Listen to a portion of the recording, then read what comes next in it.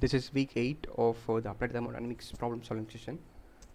So this week we will continue with the previous week's discussion on psychrometrics. So we'll look at we saw psychrometric, the properties when we are dealing with psychrometrics. So what is dew point temperature, what is a dry bulk temperature, what is wet bulk temperature. So these differences we saw, and to give you a recap, the normal temperature when you put a thermometer outside in the space where you are considering, that is your dry bulb temperature. And when you put a wet wick, a wet cloth or wet cotton, this thing on the thermometer bulb, and you rotate it, and you try to saturate the air, the equilibrium temperature which the water reaches is your wet bulb temperature. So then we first saw a thermodynamic wet bulb, how it's calculated, where you spray water and you make it come in contact with this water, and the once the equilibrium is reached, the temperature of the water will be your wet bulb temperature. So that's how the actual thermodynamic wet bulb temperature is calculated. And then a simpler version was having a cotton wick. So this is wet bulb temperature, and then dew point temperature is your temperature at which your air starts to form the dew. When the first condensation occurs, your first drop of liquid is forming, that temperature is your condensation temperature.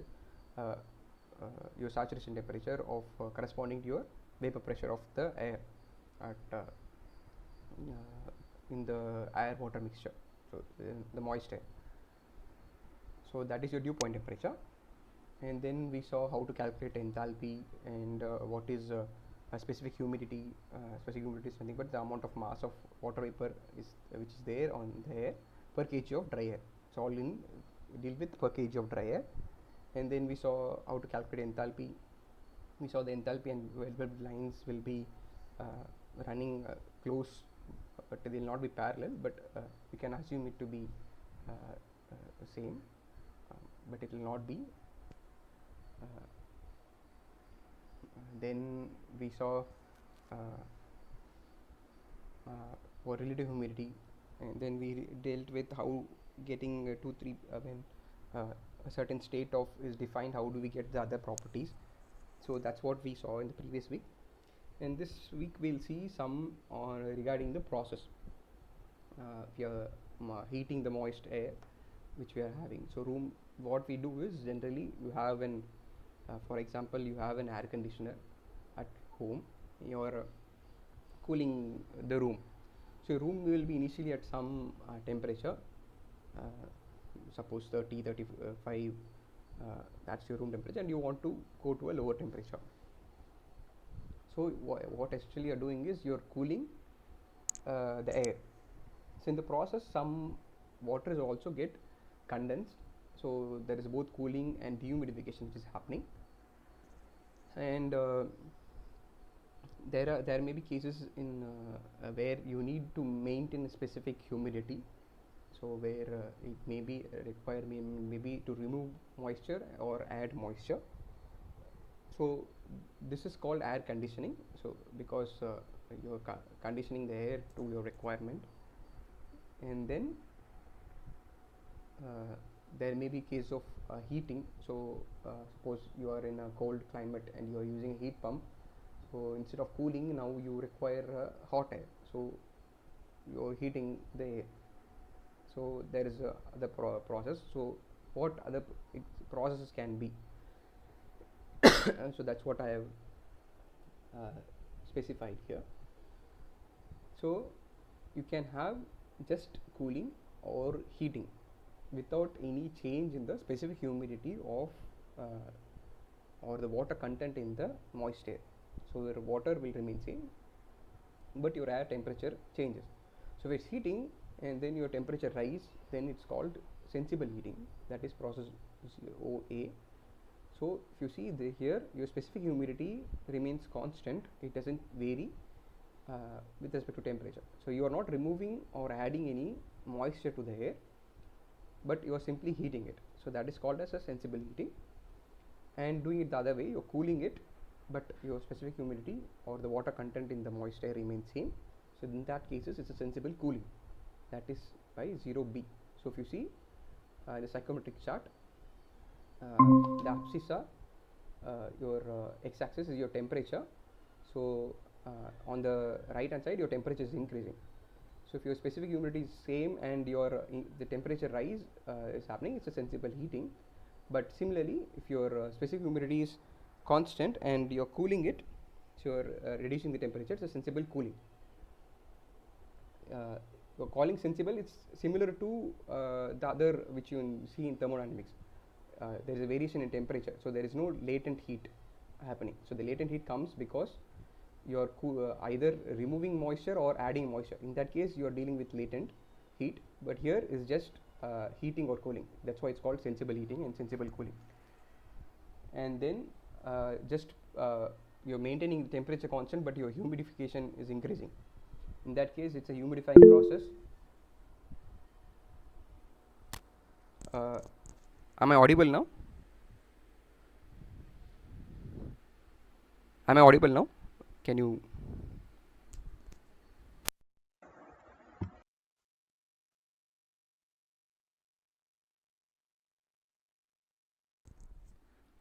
Hello. Uh, am I audible now?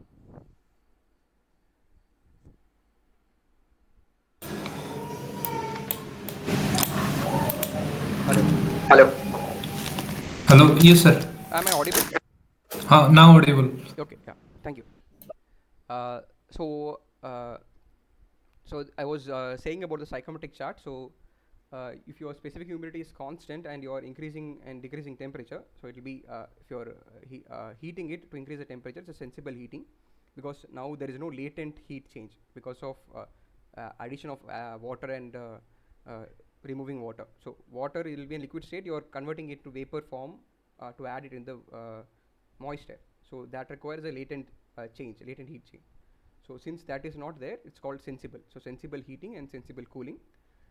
And then there is a humidification and dehumidification process. In this case, you are having your temperature is constant, but you are increasing the water content in your air. In that case, it's a humidification process. And if you are removing water content from the air, it's called a dehumidification. And similarly, the combination of these, you have heating and humidification, cooling and dehumidification, and so on. That can be done as per the requirement. So those are the process defined. So for going, I'll also just show you the psychometric chart. And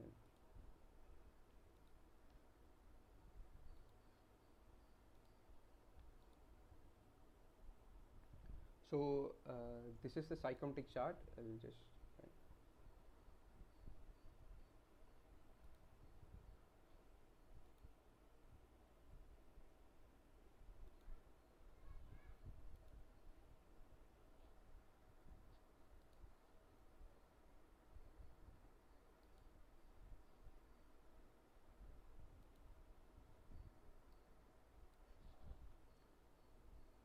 so this vertical lines this is a psychometric chart. So whatever properties which you are calculating, so this is for a given pressure. For a given pressure, you'll get this chart. So your atmospheric pressure changes, you have to use a different chart, but we can calculate the properties. Sorry, any query? I just got enthalpy of moist air. I didn't understand the query.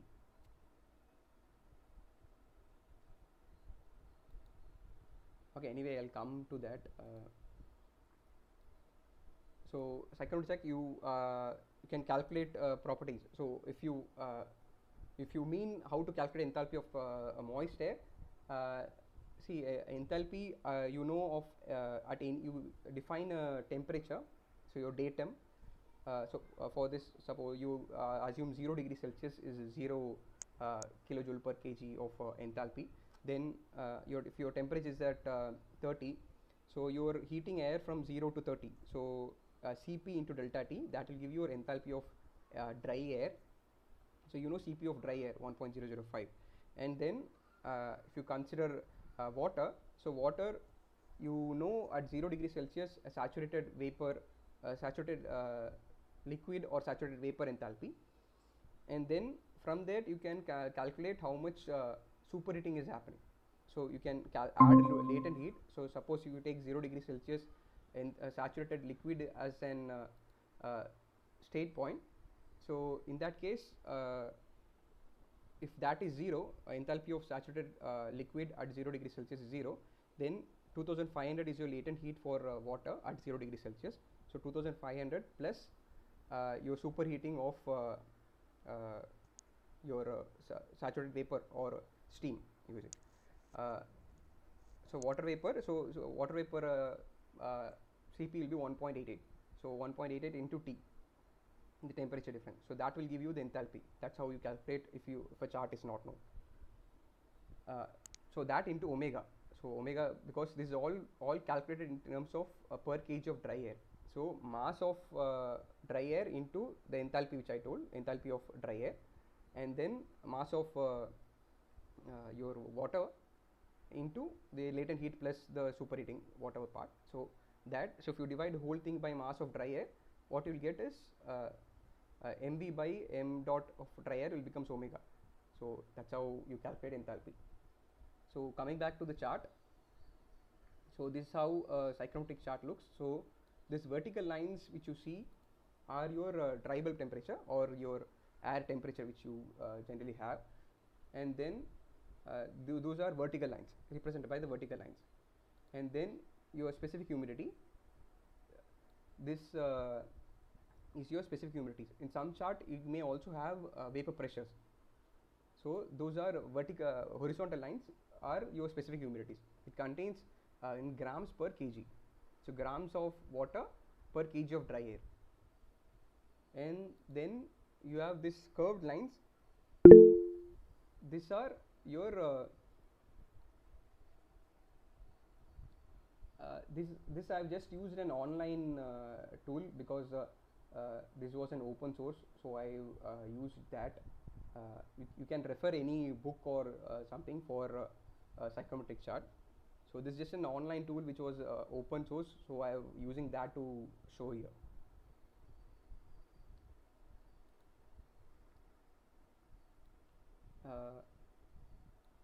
You will get multiple other online for calculating psychrometrics and this thing, but in exam you cannot use those. To cross check, maybe you can while doing solving you can use it.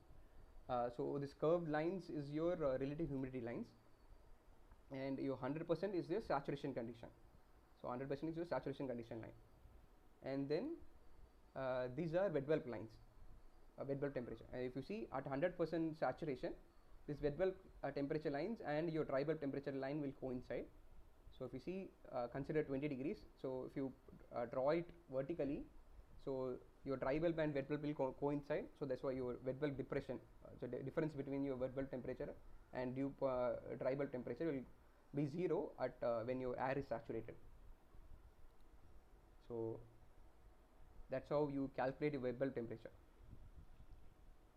And then enthalpy. So enthalpy lines, if you see, are somewhat parallel, but not truly parallel to wet bulb temperature lines, but you will have similar enthalpy lines.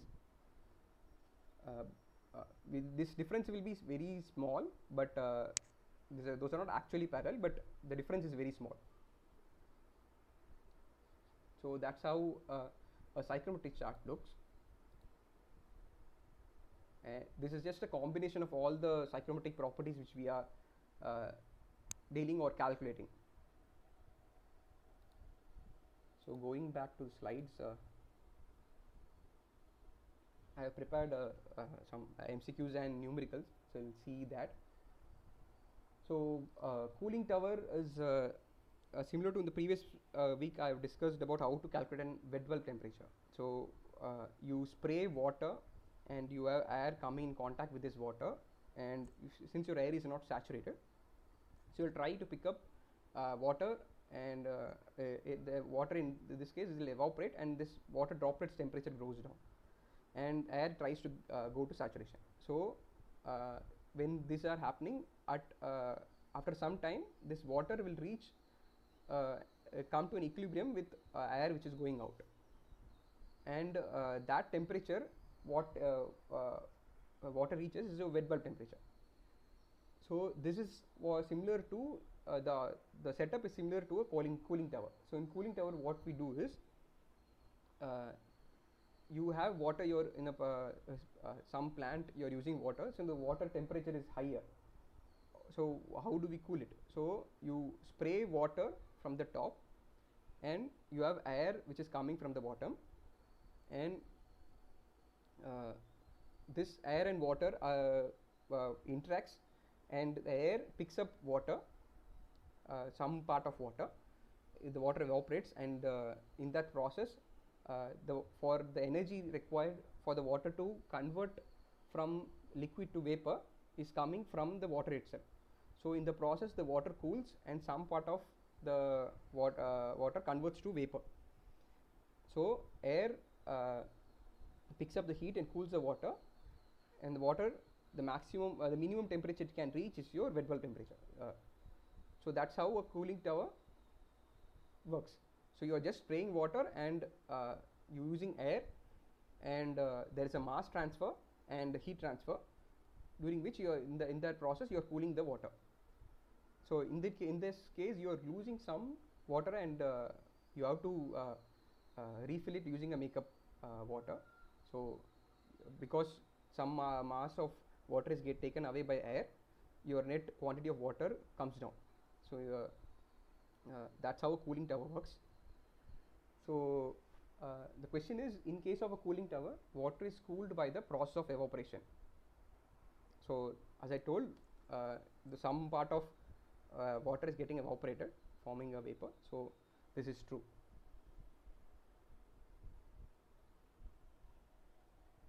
So evaporative cooling takes place nearly at constant dash: A, dry bulb temperature; B, wet bulb temperature; C, dew point temperature; and D, atmospheric temperature.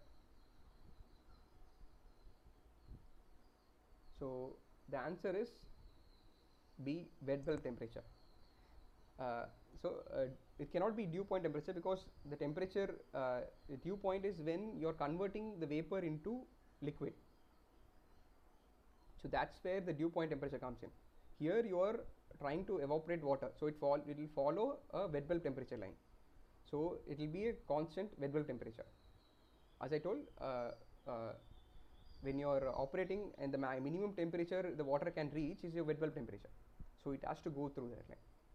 So answer is option B, wet bulb temperature.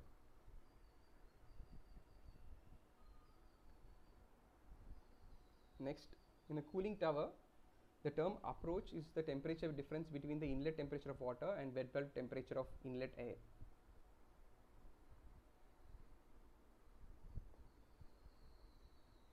So inlet temperature of water and wet bulb temperature of inlet air. So answer is true.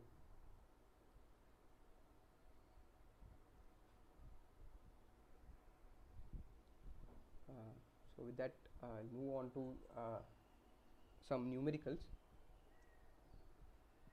So the first one is, you have air at 30 degrees Celsius and 1.05 bar and 80% relative humidity enters a dehumidifier operating at steady state. So moist air exits at 15 degrees Celsius, 1 bar and 95% relative humidity. So condensate exits in a separate stream at 15 degrees Celsius. A refrigerant flows through the cooling coil of the dehumidifier with an increase in its specific enthalpy of 100 kJ per kg of refrigerant. Heat transfer between the humidifier and its surrounding and kinetic and potential energy effects can be ignored. Determine the refrigerant flow rate in kg per kg of dry air. So we need to find out, basically they are asking to find out heat transfer. So they have given the enthalpy change of the refrigerant. If you find heat transfer, we can find out the mass of refrigerant. So what is given is the inlet temperature, pressure and relative humidity of air, and the exit temperature, pressure and relative humidity of air is given. And in the process, some water is getting condensed, and it's coming at 15 degrees Celsius. So you have 3 streams basically, 1 inlet stream and 2 outlet stream, and a refrigerant. So this is how the process looks like. So you have a cooling coil, basically a refrigerant this thing. Or if you see normally your like an air conditioner, you have an indoor unit. So there is your cooling coil, and the room air which is coming in and coming out, the air which is going in will be higher temperature, and which is coming out it will be lower temperature, and some amount of water will also be removed. So this is similar to that. So you have a cooling coil, so where refrigerant is flowing. So this it will be at lower temperature. So this is coming in contact with the air and it's cooling it. So and because of that your water is condensing, and it's coming out at 15 degrees Celsius.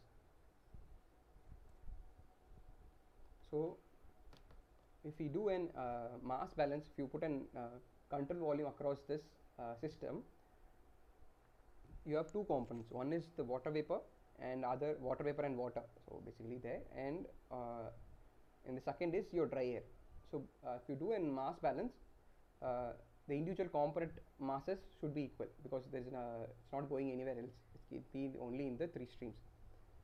So the first is the mass of dry air which is coming in is also equal to the mass of dry air which is going out, and so we are representing it by m dot a. And the second is the mass of water vapor which is coming in is now split into two. One is going out as liquid, m dot water, the condensate water which is coming out at 15 degrees Celsius, and other is the mass of water vapor in the moist air coming out. So these are the two mass balances which we have. And how do we calculate the mass of water which is going out? So that can be found out using your specific humidity at the inlet and outlet. If we know how much is the specific humidity at the inlet and outlet, the specific humidity is nothing but mass of water vapor in air divided by the mass of dry air.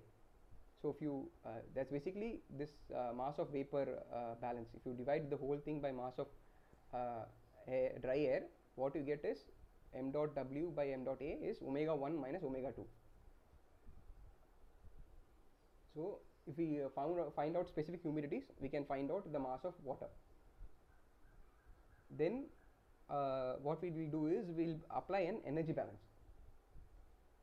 So there is no heat interaction or work interaction across the boundary.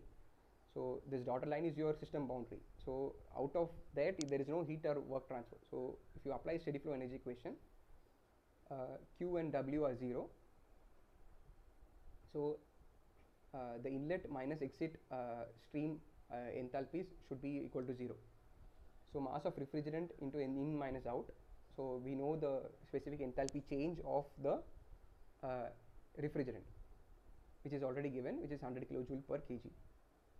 And then the mass of air, dry air coming in into enthalpy of dry air plus mass of water vapor into enthalpy of water vapor minus similarly the moist air enthalpy going out minus m dot w into H3, which is the mass of condensate water.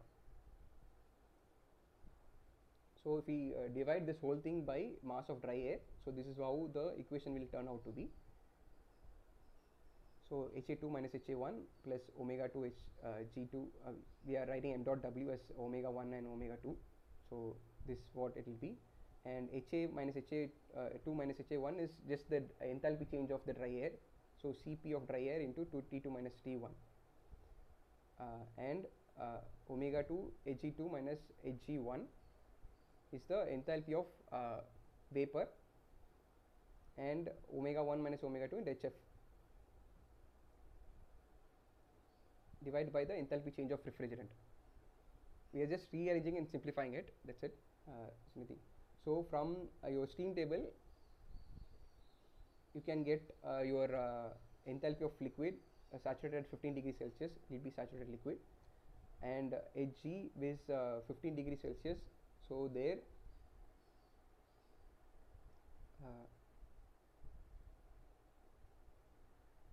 you can find out similarly as I told you 2500 plus your 1.88 into your temperature difference. So that will give you the Hg1, and Ha1 is Cp delta T. So now we need to find out omegas. So omega, for that we know omega is 0.632 into your vapor pressure of water vapor divided by your vapor pressure of dry air. So which is your total pressure minus vapor pressure of air, water vapor. So substituting, we know the total pressure, and we can find out the vapor pressure.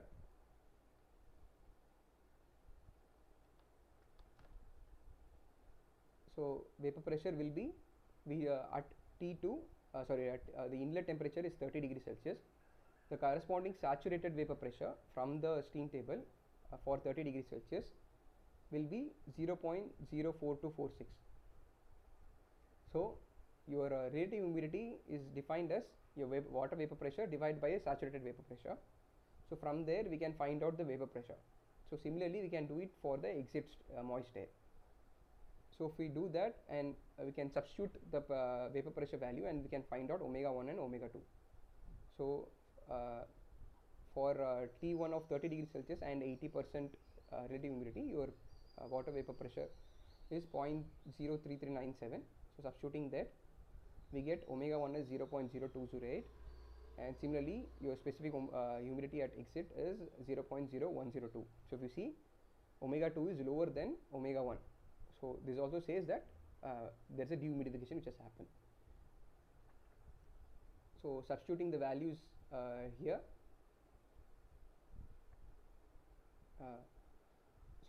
we know omega 1 and omega 2, we know Hg, which we can calculate, and similarly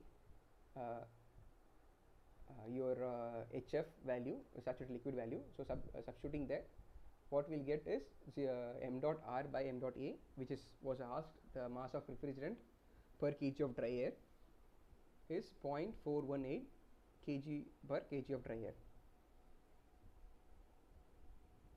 So what we essentially did is we did a mass balance and energy balance, and finding out the specific humidities, we got the mass of refrigerant flow. Any question in this?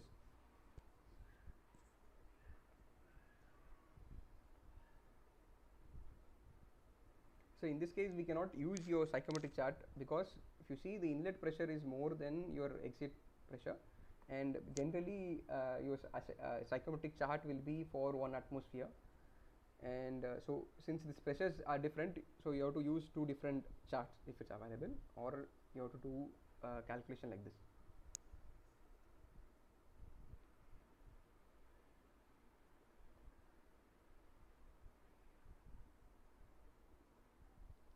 Okay, then moving on to the next question.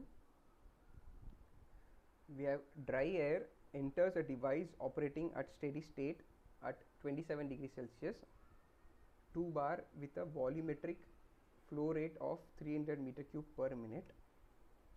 So liquid water is injected and a moist air stream exits at 15 degrees Celsius, 2 bar, and 91% relative humidity. You have to determine the mass flow rate at the exit. Second is the temperature in degrees Celsius of the liquid water injected into the air stream. We can ignore heat transfer between the device and its surrounding, and kinetic and potential energy changes. So what essentially is, we need to find out how much water is injected and what is the mass flow rate at the exit. And what all is given is your inlet and outlet conditions of the your moist air, and the volumetric flow rate is given. So we'll see how to solve this. So this is how your process is. So this is a humidification process.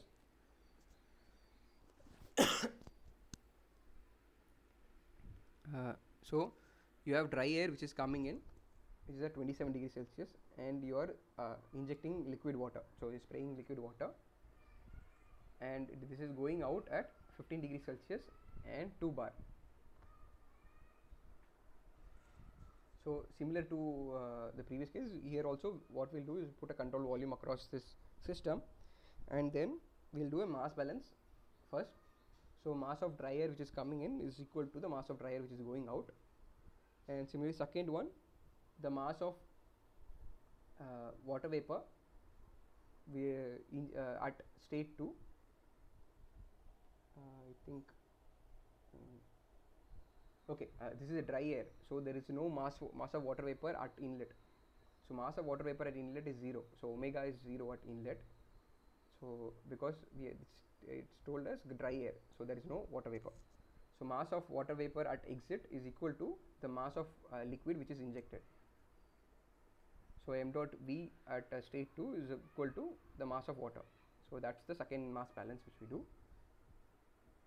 So second is we need to find out the mass flow rate of the dry air, because we have been asked to find out at exit. So we need to know each of the quantities, how much mass of water vapor is there and mass of dry air. So what we know is the volume flow rate, which is 300 meter cube per minute.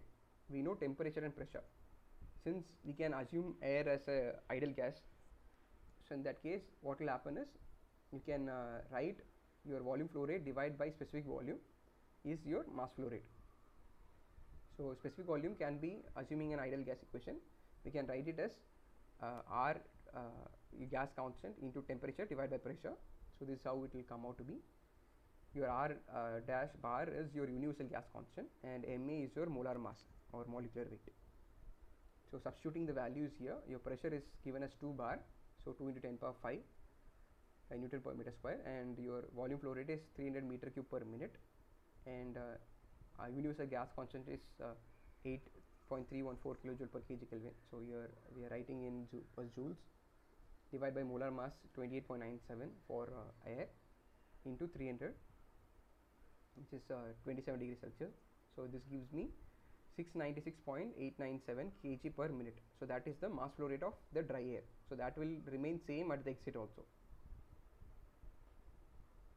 So now I can write the mass flow rate at 3 as m dot A3 plus m dot of your water vapor. So if I take mass of dry air common, what we will get is mass of dry air into 1 plus omega 3. So now I need to find out specific humidity at 3. So to do that, what I know is, I know relative humidity, I know temperature, so I can find out the saturated vapor pressure of water, and then using relative humidity I can find out the water vapor pressure, and then similar to the previous case we can find out omega 0.622 into water vapor pressure divided by your dry air pressure, partial pressure. So 0.662 into your PV3 by P3 minus PV3. So previously PV3 is your relative humidity is 0.91, 91%, so 0.91 into, or corresponding to 15 degrees Celsius, your saturated vapor pressure is 0.01705 bar. So that gives you 0.01552 bar. So substituting the values here, so specific humidity will come out to be 0.00486 kg per kg of dry air. So we know now omega 3. So now substituting in the expression we can find out the mass of moist air at coming out at 3.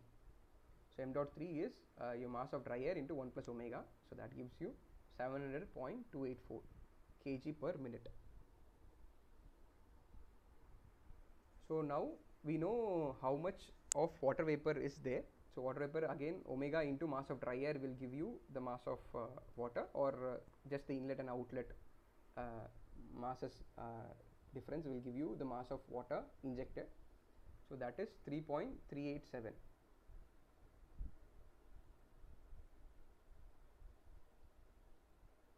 The next part of the question is the temperature in degrees Celsius of the liquid water injected into the air. So till now we didn't consider what temperature water is coming in. We just dealt with the mass balance, and because of pressure we were able to find out the masses. So now we need to find out at what temperature the liquid water has been injected such that your outlet is at this condition. So we need to find out the temperature corresponding to that. So for that what we'll do is we'll do an energy balance just like the previous one. So here again Q and W are 0.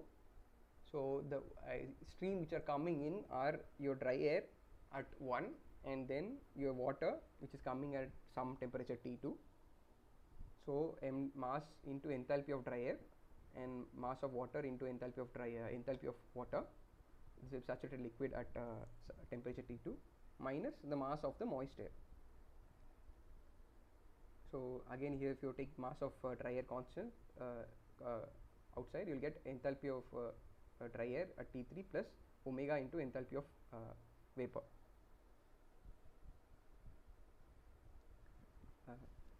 So calculating the enthalpies and substituting here, so enthalpy of dry air will be your same Cp into T 1.005 into temperature, and minus enthalpy of water at a temperature enthalpy which you have to find out.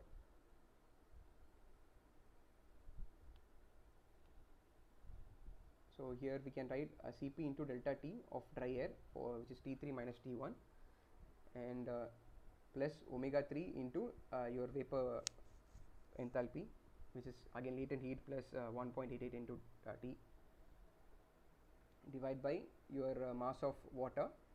So that will give you 51.53 kilojoule per kg. So now you know enthalpy.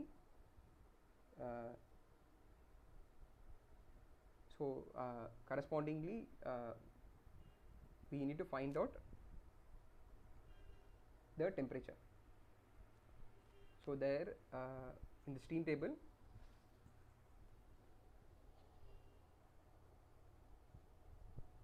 we know the vapor pressure here at the exit 0.01552. So corresponding to this vapor pressure and enthalpy, we need to locate the temperature in the stream table, and it will come out to be 12 degrees Celsius.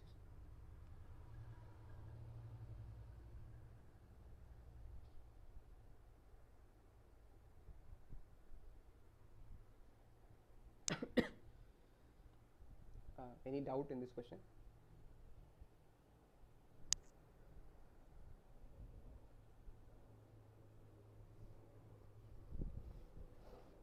So any problem, the first approach is doing a dry air mass balance and water vapor dry air balance, and then your energy balance.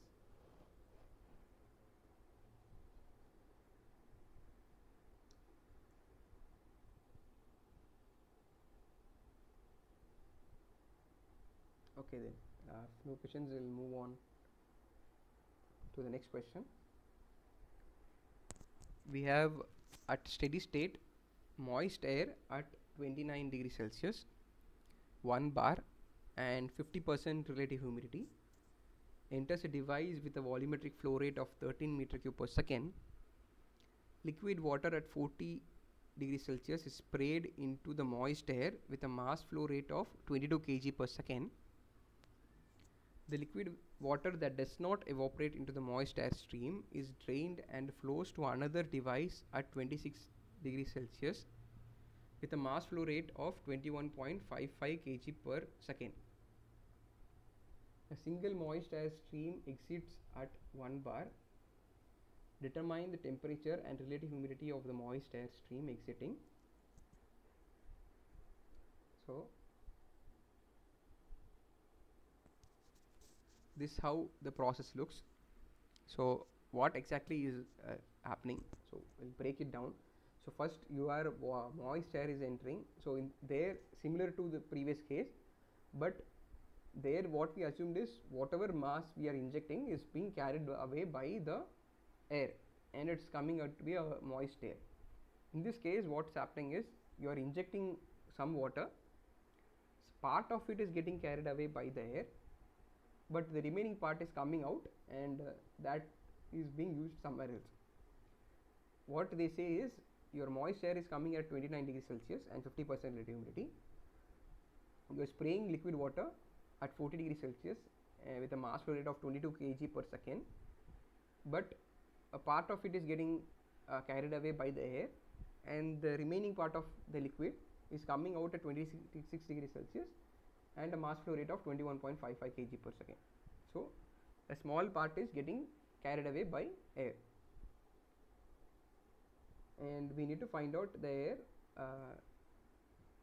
temperature and relative humidity at exit. So similar to the previous cases we will do again a mass balance. So mass of dry air which is coming in is equal to mass of dry air which is going out, and it will not change, so it represented as m dot a. And now there are two inlet of water and two exit streams of water. So mass of 1 which is at vapor form m dot v1 plus liquid water which is entering at 40 degrees Celsius at 3. So that is equal to your mass of water vapor which is leaving us with the moist air at 2, and plus the mass of water which is not been taken away by the air which is flowing out is m dot 4. So with this we can find out so m dot v2. So m dot v2 is m dot v1 plus m dot 3 minus m dot 4.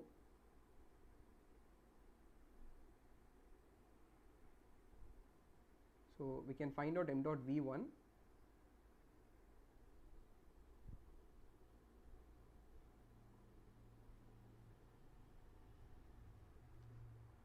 So water vapor also, just like an air, we can consider water vapor also as ideal gas. So you have volumetric flow rate at 1 which is 13 meter cube per second. So divide by your specific volume. So specific volume of water vapor is again PV by RT, sorry RT by P. So your pressure is your partial pressure of water vapor here. So that we can find out using your temperature and relative humidity. So just like in the previous cases we see, so at 29 degrees Celsius your saturated vapor pressure is 0.0408 bar into your relative humidity which is 50%. So substituting the values here, so universal gas constant is 8314 and mass of molar mass of water is 18. So this will give me the mass of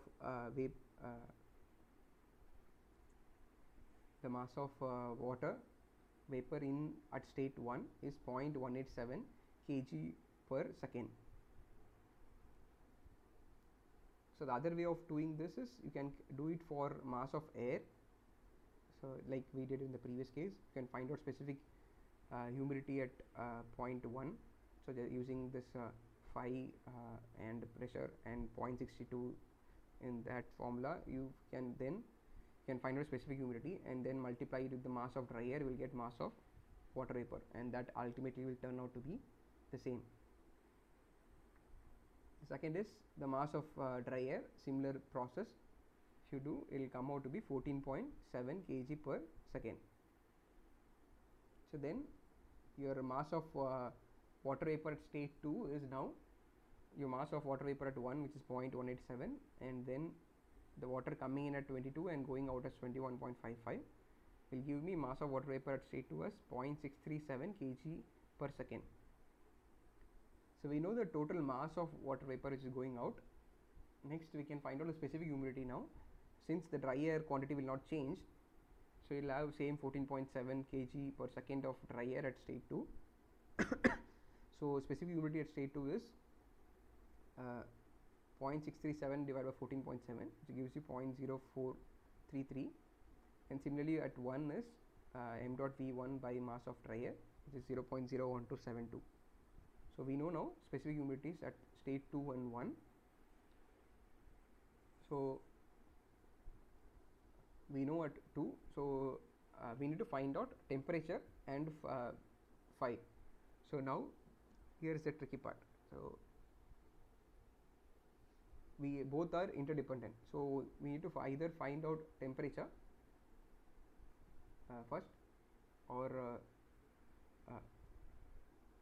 if the other quantity which we need to find out is phi. So both are dependent, we need one more equation to solve. So that comes from your energy balance. So because we know the other three streams temperature, just like the previous case, we can find out the temperature at exit now.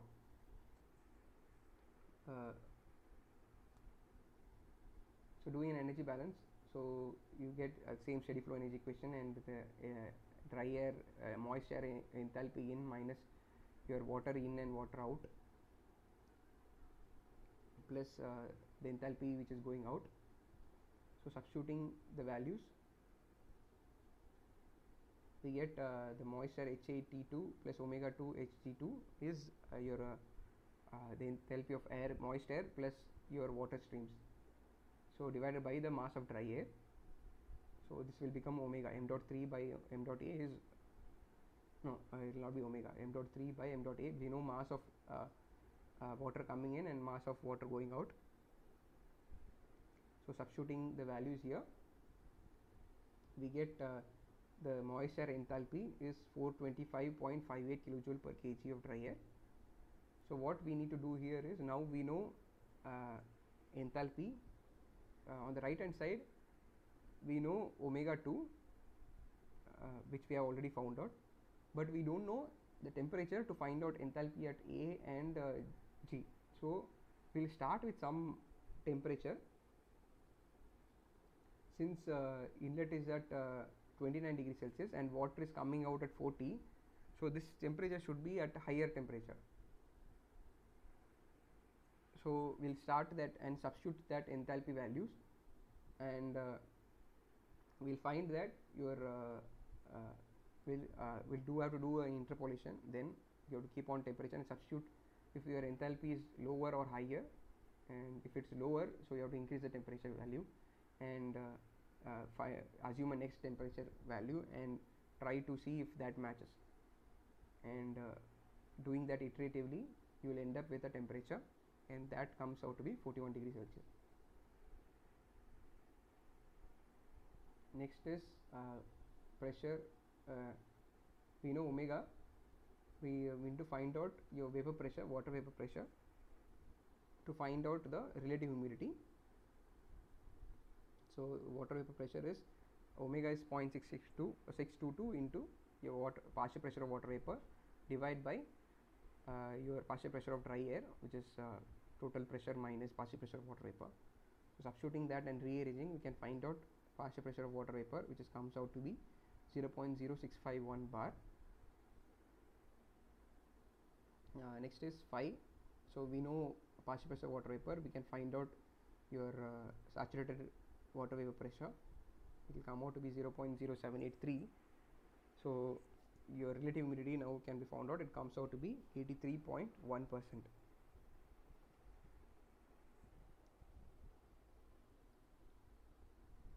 So that's how you see.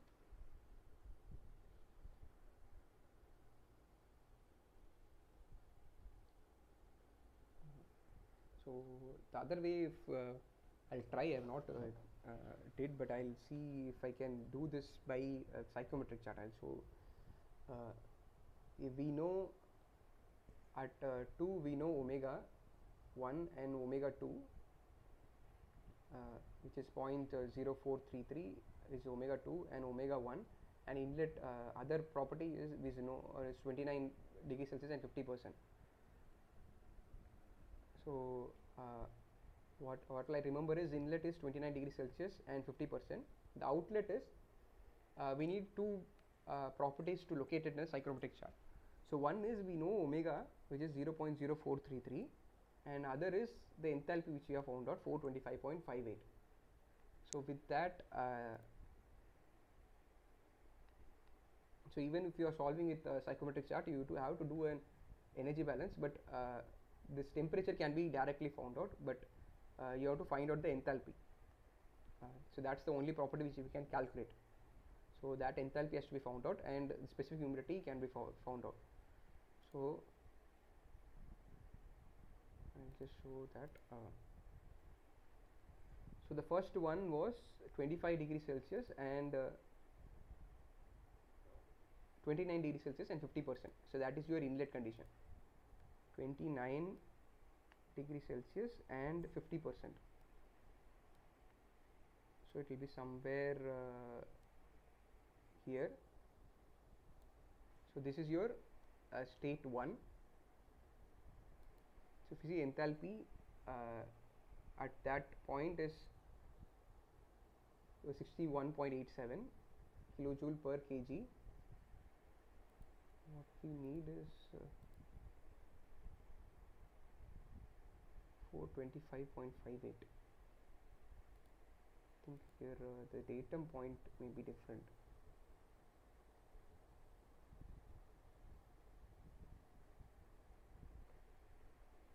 Specific humidity value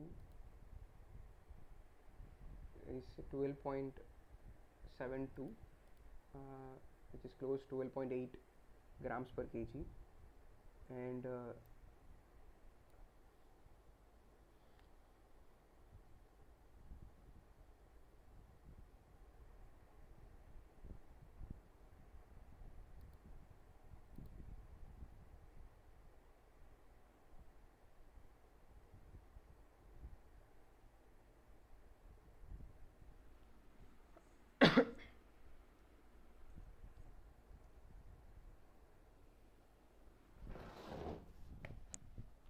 1 point, just a second, I'll 1.005 into 29.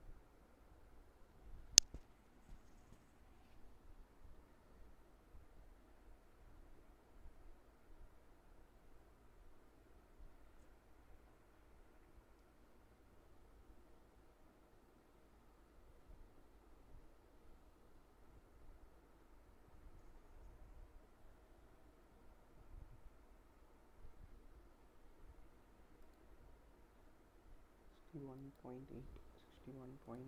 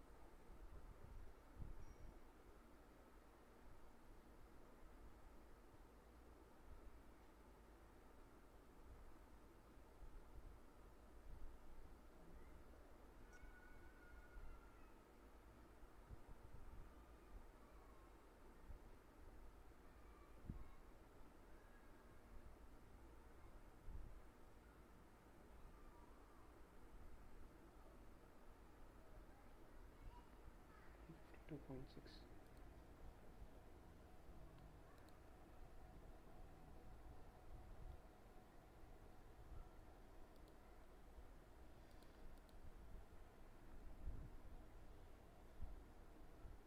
Three point one and 3.1 and 51.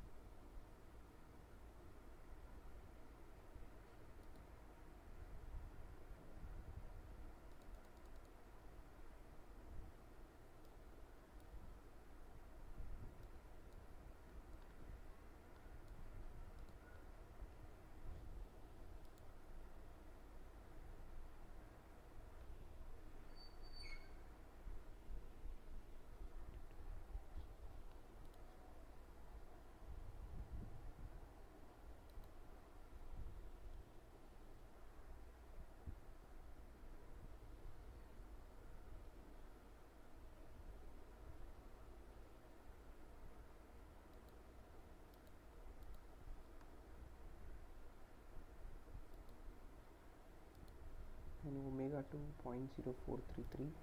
0.0433.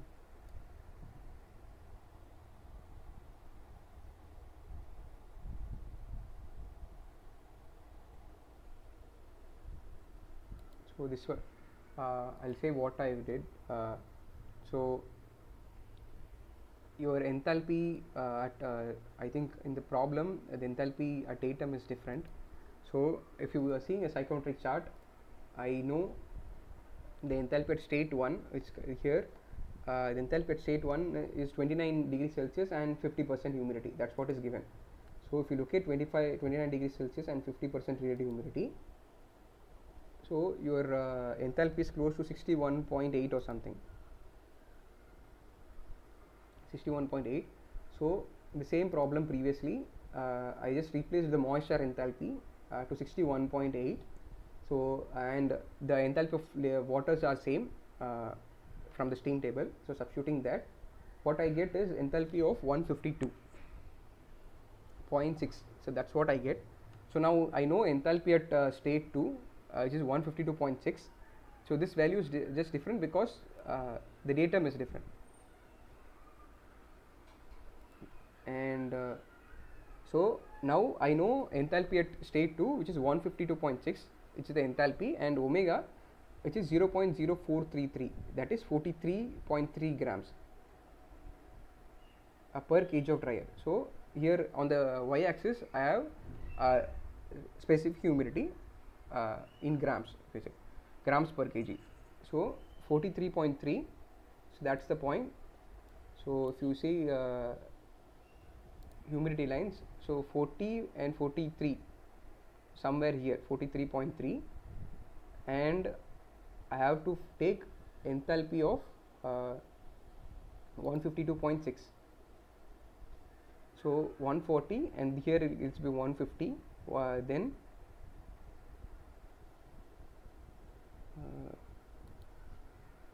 so you have enthalpy of 150, and each is 2 kilojoule difference. So I have 152.6 somewhere here. Why it cannot? So 150 and 152.6. So here is 152.6 and 43.3. So 150.45, and my absolute humidity 42.9. So that's the closest I can go in the chart here. So if you see, that gives directly my relative humidity 80.1, and if I go down, your dew point temperature is somewhere about 41.6. So that's what even we got in the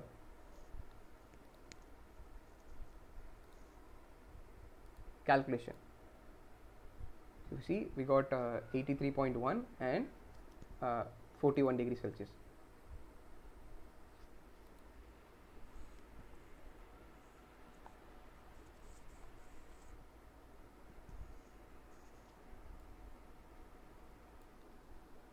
So any question on the previous question?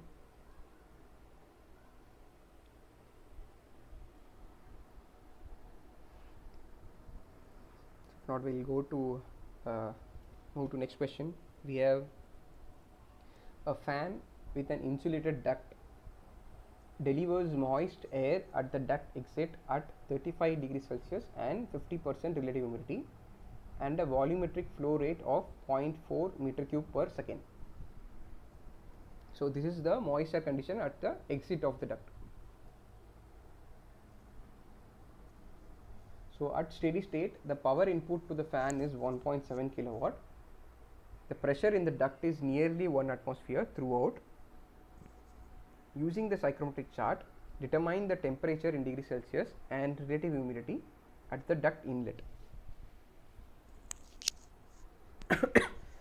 So what is given is, you have exit condition of air, you know volumetric flow rate, you know relative humidity and temperature, and you are supplying some amount of work to the air. So we need to find out what is the inlet temperature, inlet condition of the air. So we have to use a psychrometric chart for this.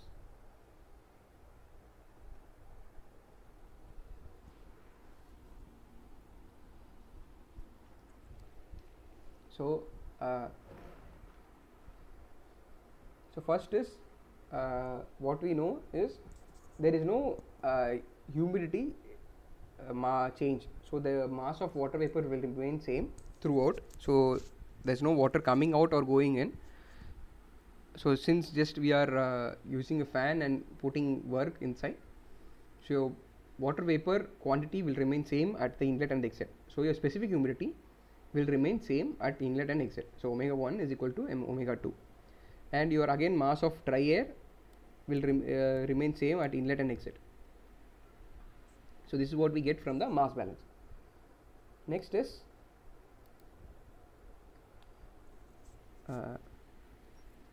what we know, if you do an energy balance, there is no heat transfer, so there is only work transfer. So Q minus W plus enthalpy stream in minus exit. So minus W plus mass of dry air into moist air enthalpy at inlet minus moist air enthalpy at exit, which is again dry air enthalpy plus omega into HV.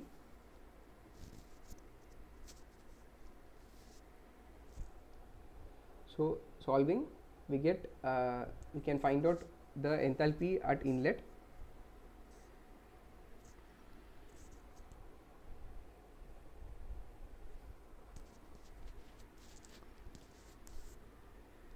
So we'll locate first in a psychrometric chart.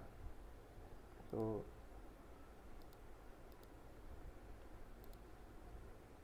what we know is 50% relative humidity and 35°C. So in a psychrometric chart, what we have is 35°C, so it's the 35°C line, and 50% relative humidity. So this is your 50% relative humidity line. So 35°C and 50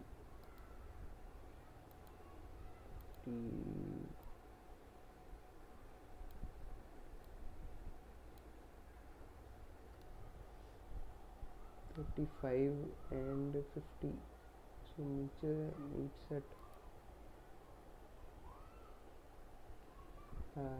here, so close 49.78. So it will give me a humidity of 18.2%. So you have 18.2 is the specific humidity.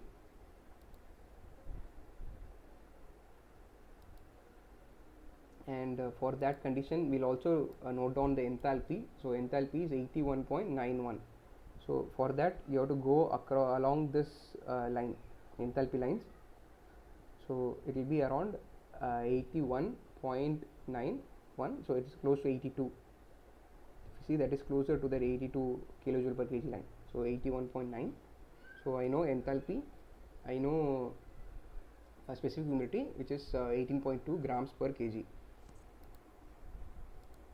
So that's the inlet condition.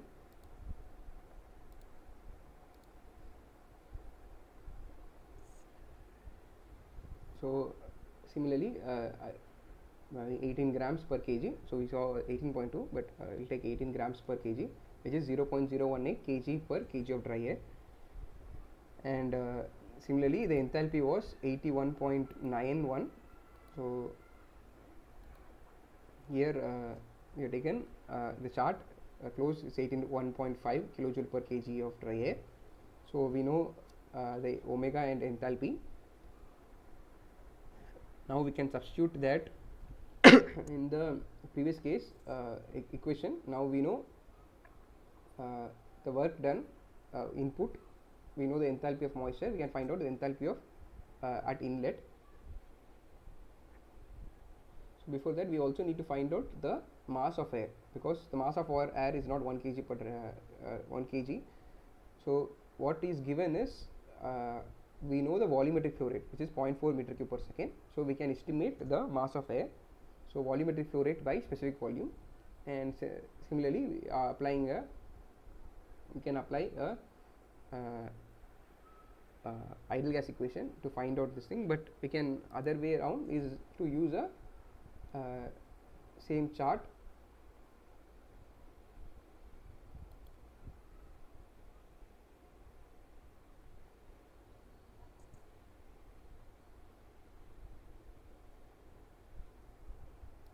So that will give you so I'll just share the psychrometric chart again.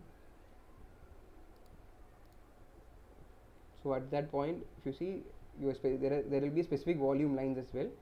So this is specific volume lines. So just like enthalpy of specific volume lines. So there, corresponding to our point, your specific volume is 0.89814. So that is a specific volume. So we know specific volume of the moist air directly. Sorry, this is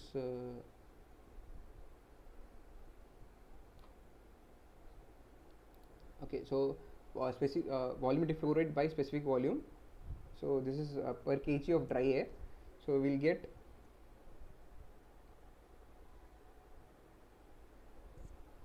0.4454 kg per second per kg of dry air per second. So we know mass of dry air. So we can now we know enthalpy, we know mass of dry air, we know the work which has been input, which is 1.7 kilowatt given. So substituting the values here. So the enthalpy at inlet stream we found out from the psychrometric chart, it was 81.91, so it's 81.5. Then you are adding 1.7 kilowatt, so negative because we are adding work, and then divide by 0.4454. So this gives you the enthalpy at inlet is 77.68 kilojoule per kg of air. So now we know two conditions. So we need to find out temperature and relative humidity. So just like the previous case, now we know both enthalpy and specific volume, specific humidity. So we can find out the temperature and relative humidity.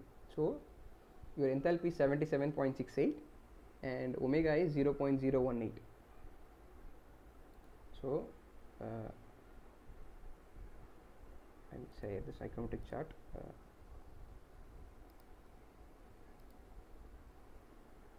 So your omega which we calculated is same at inlet and exit. So inlet omega is 0.018.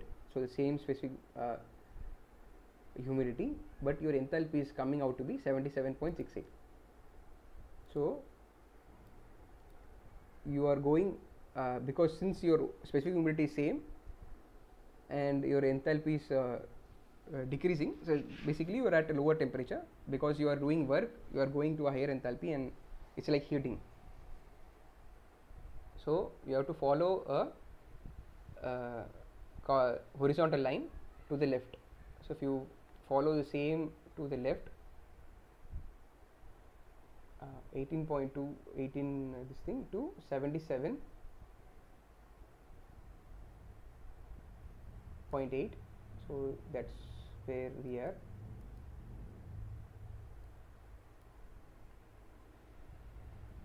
So this is the closest which we can go, like 18 grams per kg and 77.68.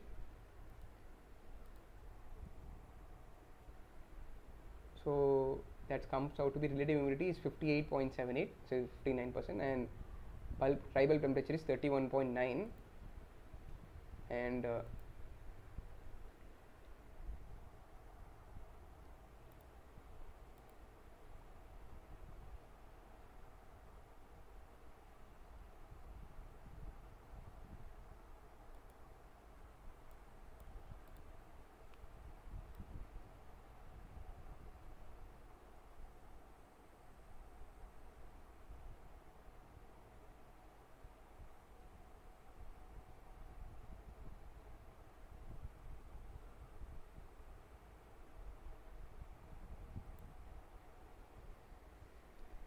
so this comes out to be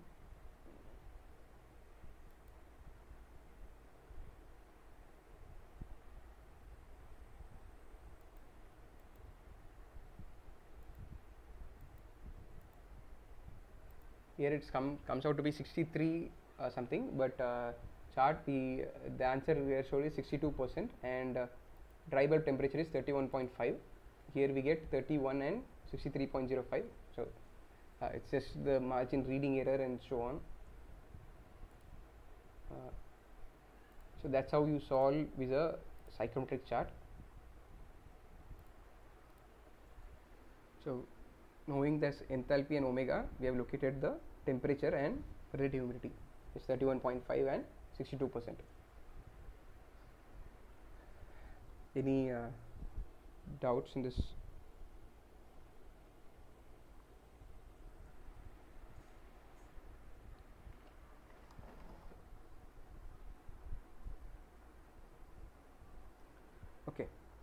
So I'll move to the next question.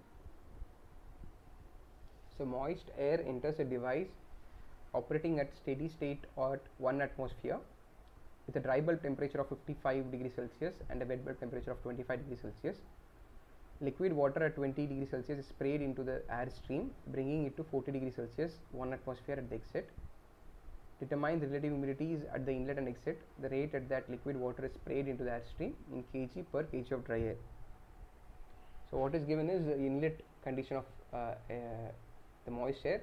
So it is dry bulb temperature 55 and wet bulb temperature 25, and liquid water is coming at 20 degrees Celsius. So the moist air is coming to a temperature of 40 degrees Celsius.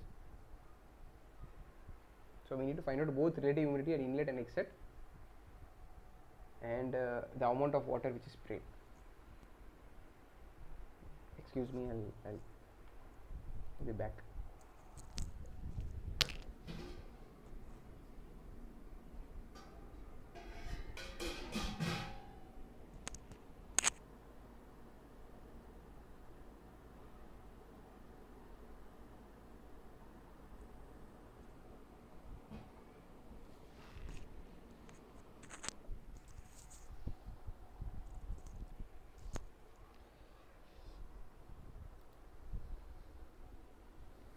So this problem is similar to what we saw previously, but here both inlet and exit has to be found out. Their property of all inlet were given, and we need to find out, estimate the exit one. Here we need to find out both relative humidity at inlet and exit. So we'll see how to solve this. So this is how the problem is. So you're coming in the moist air is coming in at 55 degrees Celsius and wet bulb temperature of 25 degrees Celsius, and the going out at 40 degrees Celsius. You're at both 1 atmosphere, and the water is coming in at 20 degrees Celsius. So just like previous case, we will start with a mass balance. So mass of dry air in is equal to mass of dry air out, and similarly mass of water vapor in plus the water added equals the mass of water vapor going out. That gives the mass of water equals mass of dry air into omega 2 minus omega 1.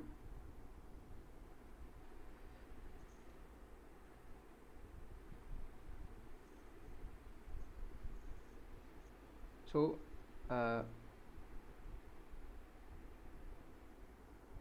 what we know here is at inlet is the dry bulb temperature, dry bulb and wet bulb temperature.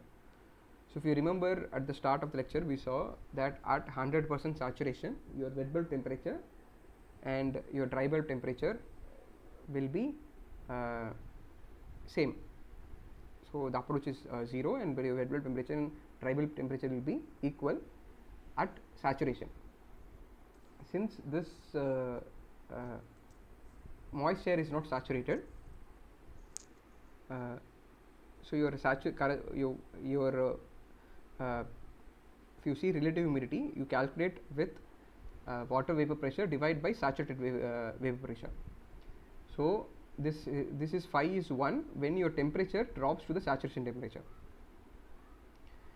Since your temperature is 55 degrees Celsius, so you know that your saturation temperature is 25 degrees Celsius. So this is like you are having water vapor at 25 degrees Celsius, saturated vapor, and you are heating it to 55 degrees Celsius. So your partial pressure of water vapor will remain same at 55 degrees Celsius, and the corresponding saturated vapor pressure at 25 degrees Celsius. So if you see the relative humidity, how we calculate is your partial pressure of water vapor divided by your saturated vapor pressure at the dry bulb temperature. So this is somewhat different. What we are calculating is, we know the saturated temperature or the partial pressure corresponding to the wet bulb. So your partial pressure of water vapor is corresponding to the wet bulb temperature. So we can directly get the partial pressure of water vapor. So that is equal to the partial pressure of saturated vapor pressure corresponding to the wet bulb temperature. So that's what is here. So that is at 25 degrees Celsius is 0.03169. So 0.622 into your partial pressure of water vapor divided by partial pressure of dry air. So substituting that, we can find out specific omega as 0.02008 kg per kg of dry air.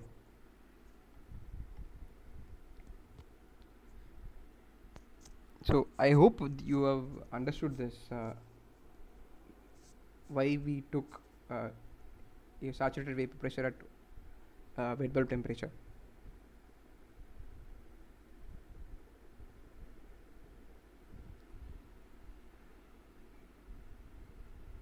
Okay, then I'll move forward. So your specific humidity we have found out. Next is you do an energy balance across the control volume, and the only unknown here is since we know the temperatures at all the three streams, so the only unknown is the specific humidity.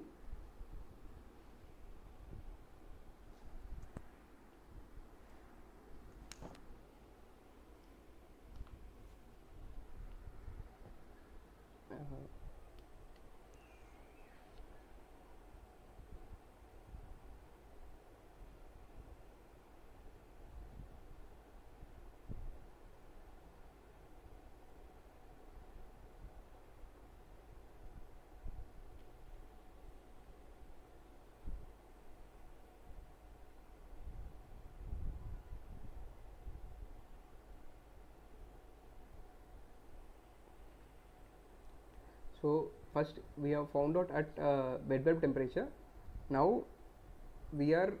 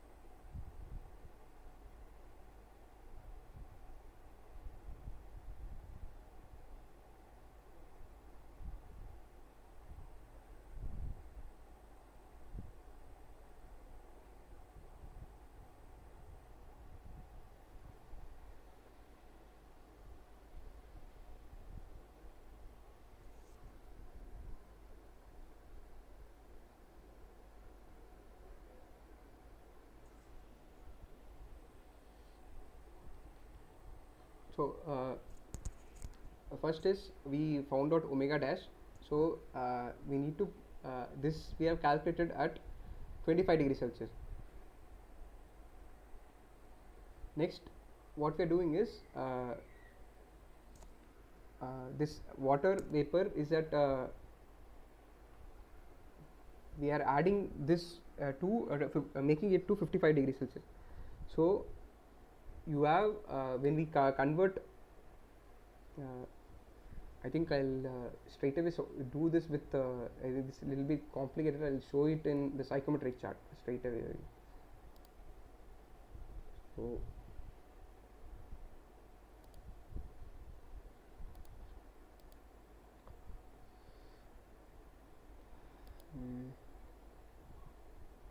so inlet is at 55 degrees Celsius and 25 degrees Celsius. So okay, so 55 degrees Celsius and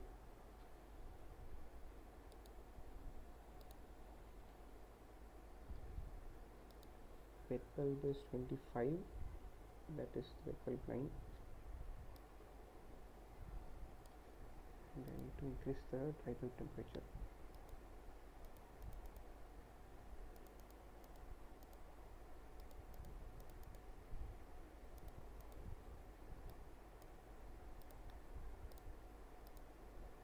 So 55 and wet bulb temperature of 25.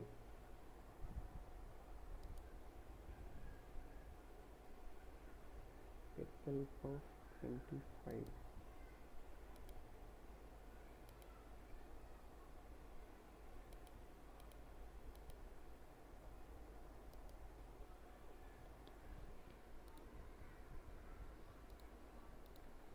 So this is our state point 55 and 25.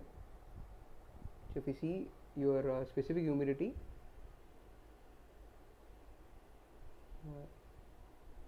is 7.6 grams per kg.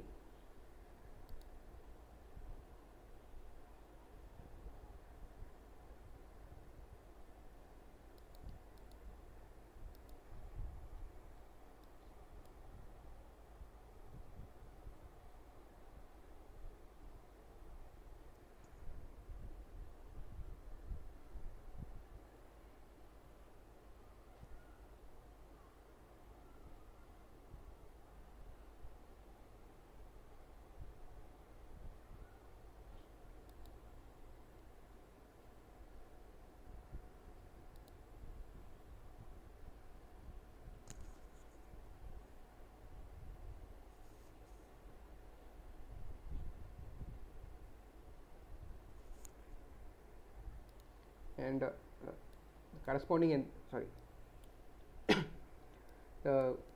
my omega is 7.6 grams per kg, and then enthalpy is 75 kilojoule per kg. So that's my point here. So I can look at I'll come out to relative humidity, it will be 6.68% at this point.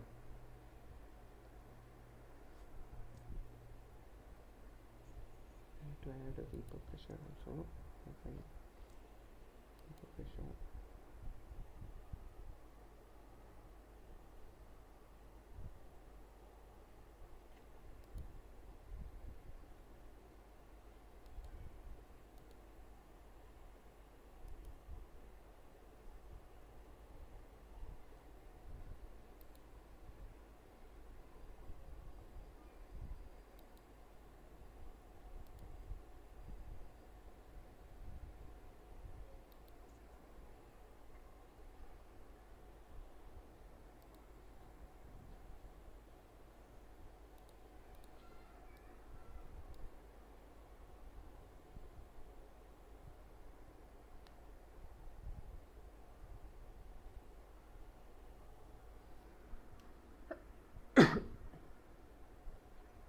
Okay, so I'll show how I'm not able to join to this line.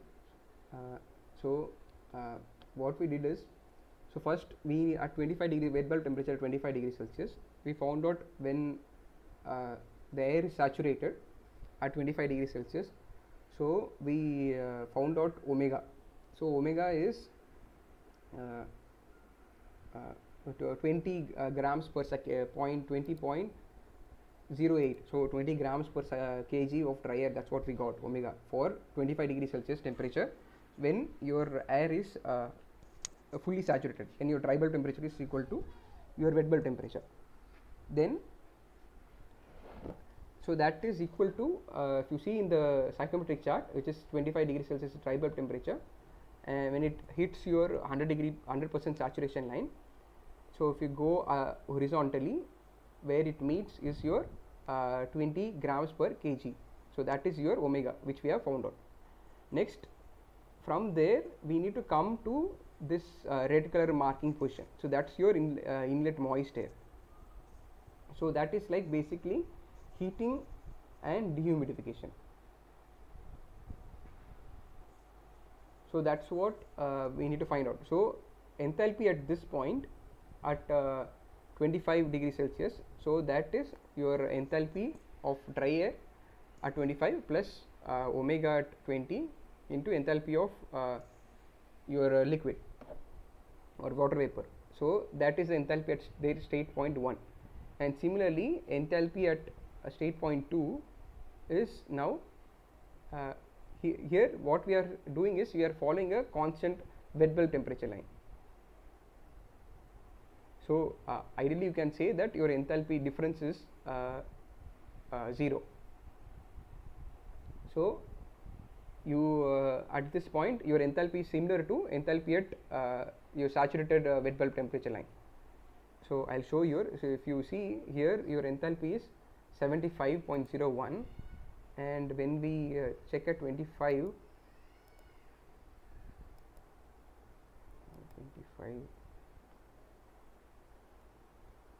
wet bulb is 24.9. So if you see enthalpy same 75 point something, so it will be not much different. So we know enthalpy at this point we can calculate because we know omega. So similarly we can find out, since the enthalpy will be constant along this 2 points because the wet bulb temperature is same. So here at this point your enthalpy is again enthalpy of dry air. You know the temperature, which is 55 degrees Celsius, which was 0.76 somewhere here. So your enthalpy at dry air plus omega, which we have to find out, plus enthalpy of your vapor. So that's we'll get the omega at this point now. So that's what we did in as a equation. So I hope this is clear. Since the enthalpy, what we did is at saturation we know your temperatures are same. So following a wet bulb line, your enthalpy will be same. So from 25 degrees Celsius, now you are heating it to 55 degrees Celsius following a wet bulb temperature line or a constant enthalpy line. So we are equating these 2 points enthalpy. So I have to go back.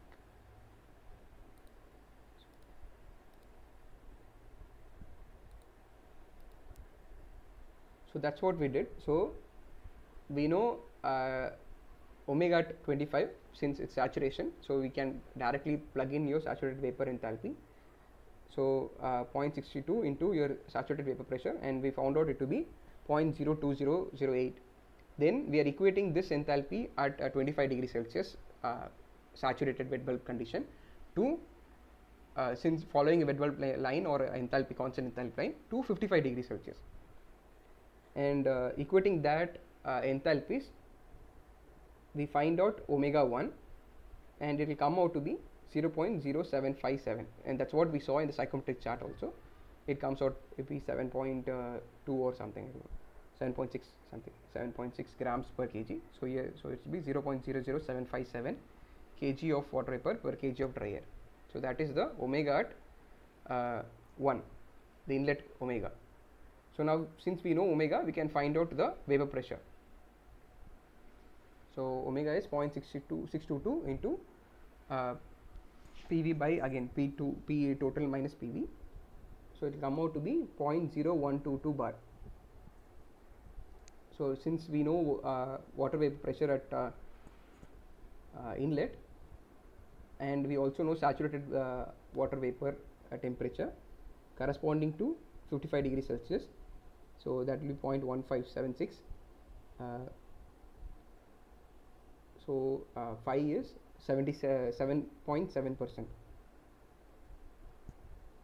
So this is how we solve. So the trick here is, since temperature dry bulb temperature and wet bulb temperature is given, we need to follow an enthalpic line or enthalpy constant line to go from saturated 25 degrees Celsius to 55 degrees Celsius. With that we can find out omega at 1, and with that we can find out phi. So next is now doing an energy balance. What we get here is your enthalpy of moisture in plus your liquid water enthalpy equals to moisture going out. So if you see here, only unknown here is your omega 2. So rearranging omega 2 and substituting the enthalpy values of the moisture and water and so on, what we will get is omega 2 is 0.0137 kilojoule per kg.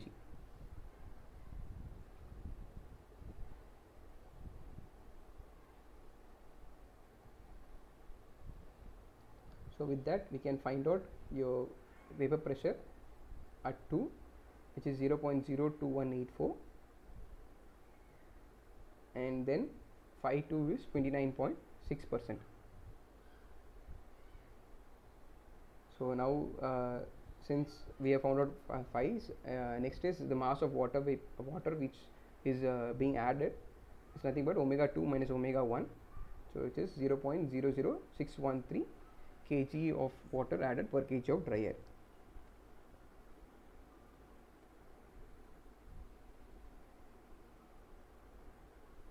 So any questions in this?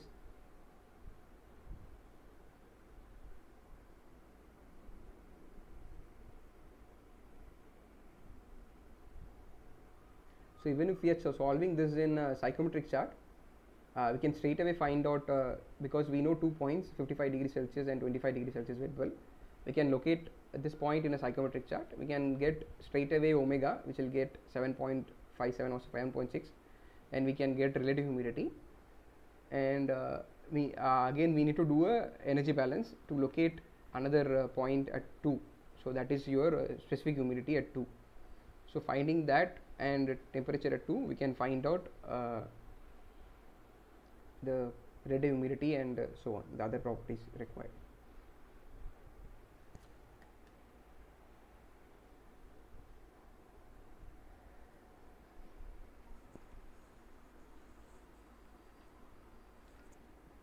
So if any doubts in this question? So the only tricky part was to find out the enthalpy constant line. So that's the only tricky part here, if dry bulb temperature and wet bulb temperature is given.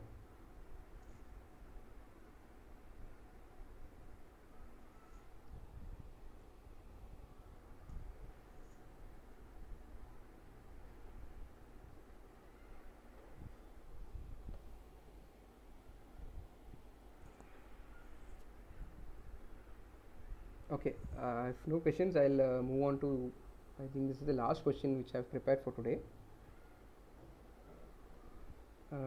So cooling and dehumidification of moisture.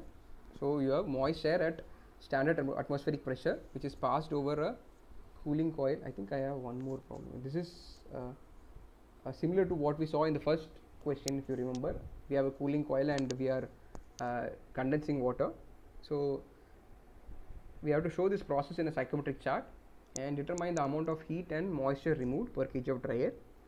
So the inlet and exit conditions of the moisture are given. You have dry bulb temperature, inlet at 30 and going out at 50, relative humidity at 50 and going out at 15 degrees Celsius and 80% relative humidity. So this is how the process looks. You have a cooling coil where refrigerant is flowing and moisture is coming in contact with this coil, and some part of water is getting condensed and going out at 15 degrees Celsius. So this condensed moisture is at 8 degrees Celsius. So it's given, and this is how the process looks. So you are initially at 30 degrees Celsius and 50% relative humidity at state 1, which is your inlet moisture condition, and your exit moisture condition is 90% relative humidity and 15 degrees Celsius, so at 2. So if you join to this line, so that is your process. But if you extend this line and when it hits your saturation line, 100% relative humidity, so that is will be your dew point temperature. So your if your refrigerant should be lower than this temperature for this to condense. So that's what essentially means. So this is your saturated condition which is required. So since your moisture is at 80 degrees Celsius, so your cooling coil is at lower temperature, so your moisture will condense. So 1 to 2, this arrow mark shows is your cooling and dehumidification process. So if you see omega reduces when you go down across from the vertical.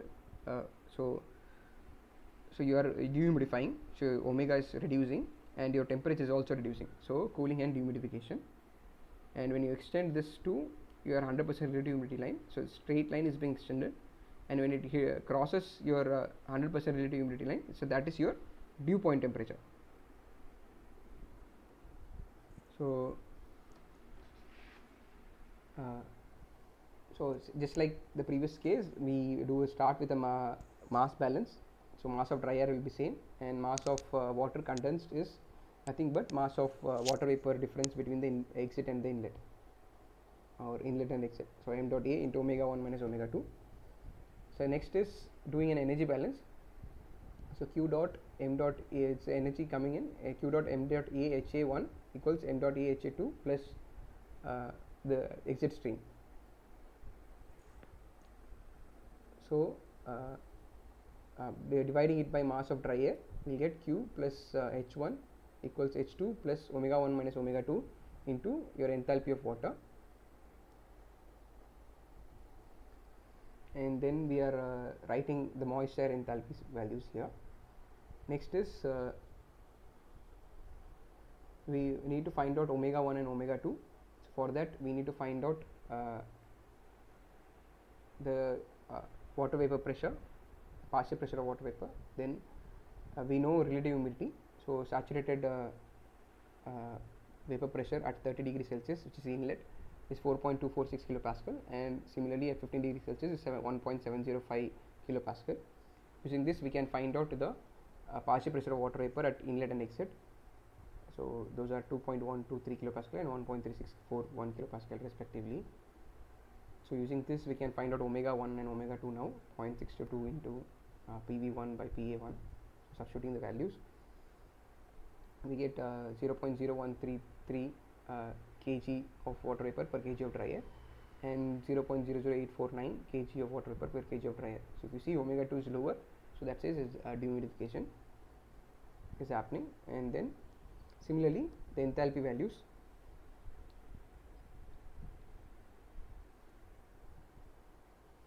so enthalpy of vapor at 30 degrees Celsius is 2556.3 kilojoule per kg, and similarly water is 63 kilojoule per kg. Substituting the values, so q is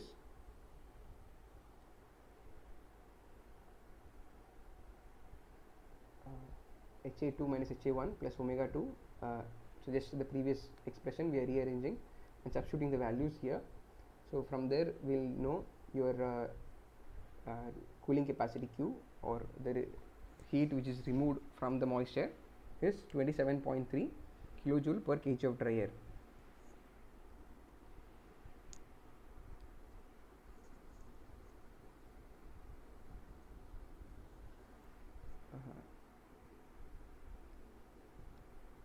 So again this is your mixing of streams. So we have a stream of moist air at 2 degrees Celsius dry bulb and 80% relative humidity, mixes with another stream of moisture at 30 degrees Celsius dry bulb temperature and 10 degrees Celsius dew point temperature, in the ratio of by mass of 1 part of the first to the 2 parts of second. Calculate the temperature and specific humidity of the air after mixing.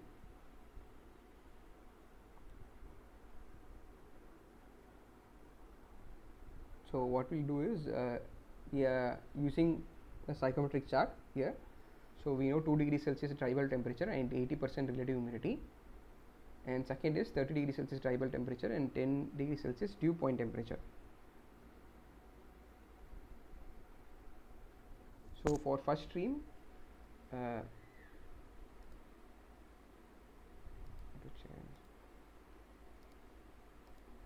psychrometric chart. So first stream is at 2 degrees Celsius and 80% relative humidity. So somewhere here 2 degrees Celsius and 80% relative humidity.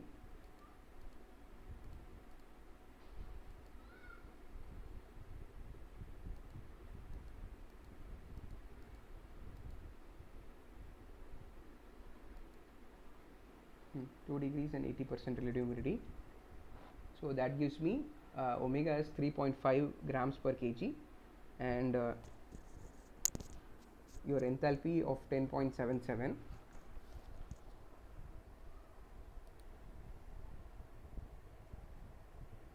So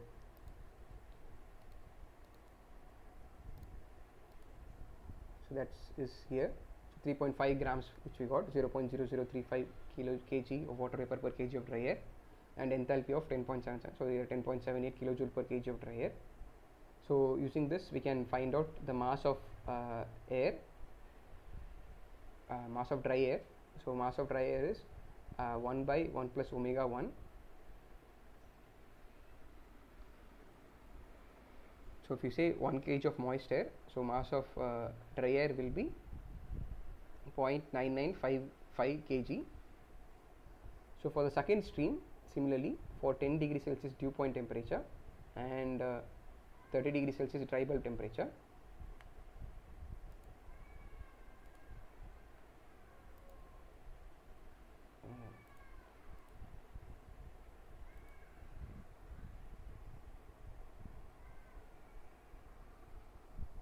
here 10 degree Celsius dew point temperature and 10 degree Celsius dew point and 30 degree Celsius dry bulb. 30 degree Celsius dry bulb,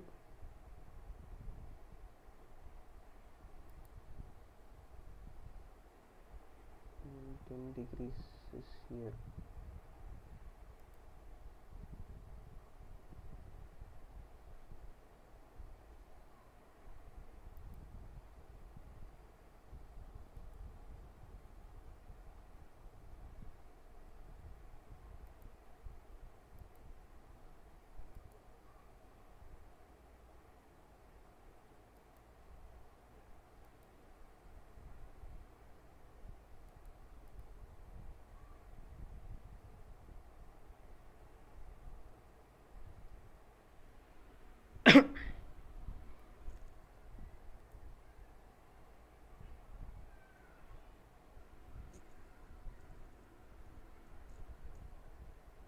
So this is 10 degree Celsius dew point temperature and 30 degree Celsius dry bulb temperature. So actually there in actual graph there will be a circle. We need to draw a straight line between 10 degrees and that line. So that will be the dew point temperature line intersection.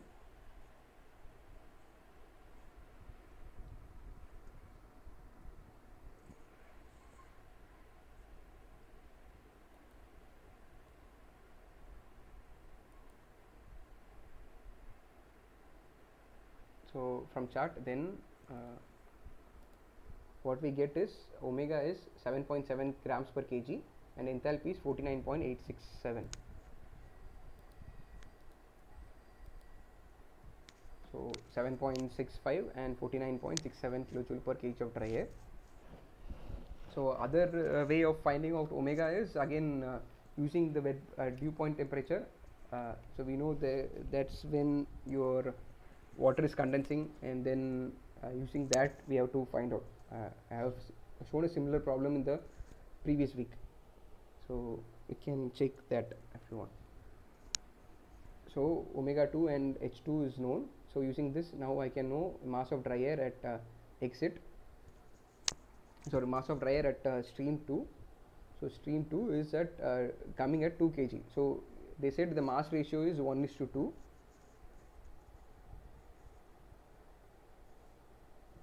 Yeah, here omega I have directly found it from chart. I so if the chart is not used, then you can use that dew point temperature to estimate the omega values. So that example is also shown in the previous week. Yeah. So from chart we have found out now. Since this problem is by psychometric chart, I am showing it from psychometric chart. So omega is 7.65 kg of water vapor per kg of dry air. So and they have given mass ratios. First stream is 1 and second is the twice of the previous. So we are assuming 1 kg for the first stream and 2 kgs for the second stream. So for 2 kgs your mass of dry air is 1.9848 kgs. So we are considering a mixture. So we know the enthalpies of individual stream. So mass of dry air into enthalpy of first stream plus mass of dry air into enthalpy of second stream divided by the total masses of dry air. That will give me the enthalpy of that stream. So that is 36.68 kilojoule per kg of dry air. And similarly omega. So omega is mass of dry air. So this is just mass of water coming in at 1 plus mass of water coming in at 2 is equals to mass of water going out. So that's what is given. So mass of dry air into omega 1 is mass of water vapor at 1. Similarly for 2 divided by the total mass of dry air. So that comes out to be 0.00627 kg of water vapor per kg of dry air.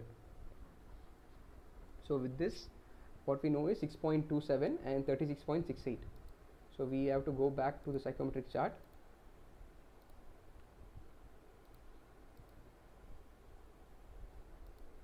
.27, so 6 grams here, 6.27, and enthalpy of 36.68. 36.68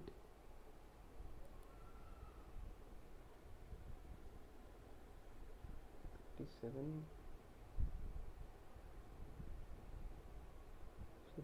4.9.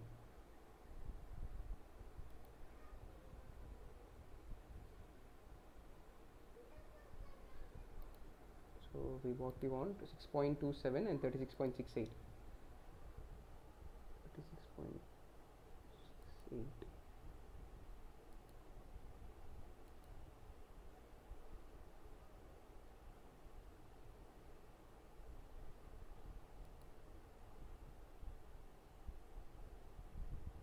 So this was somewhat close to 36.68 kilojoule per kg and 6.27 grams per kg absolute humidity.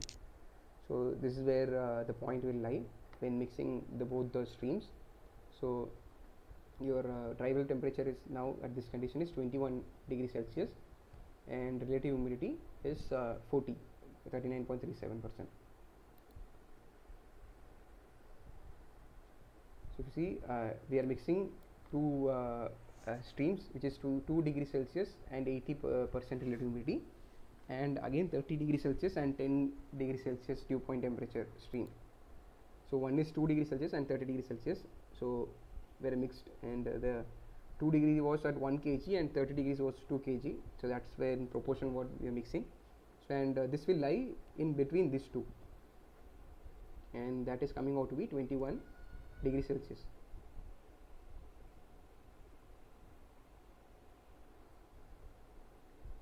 So almost 2 and so 2 degrees Celsius and 2 degrees Celsius and 80% is somewhere here. I don't know if I can mark. Okay, so anyway, here, and then next one was 21 somewhere here, and this is the exit stream, and then 30 and 10 degrees Celsius wet dew point temperature is somewhere here. So we see all three this thing. If you connect these two streams lines, then the third will lie somewhere in that line. So mixing two.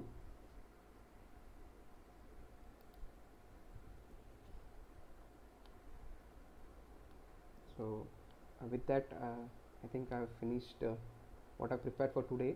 I hope you have understood how to solve the psychometric charts and processes.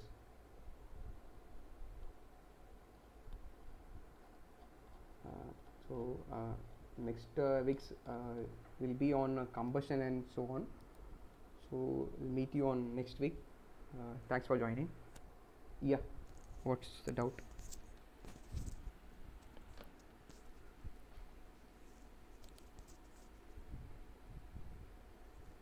Yeah, you can use the mic.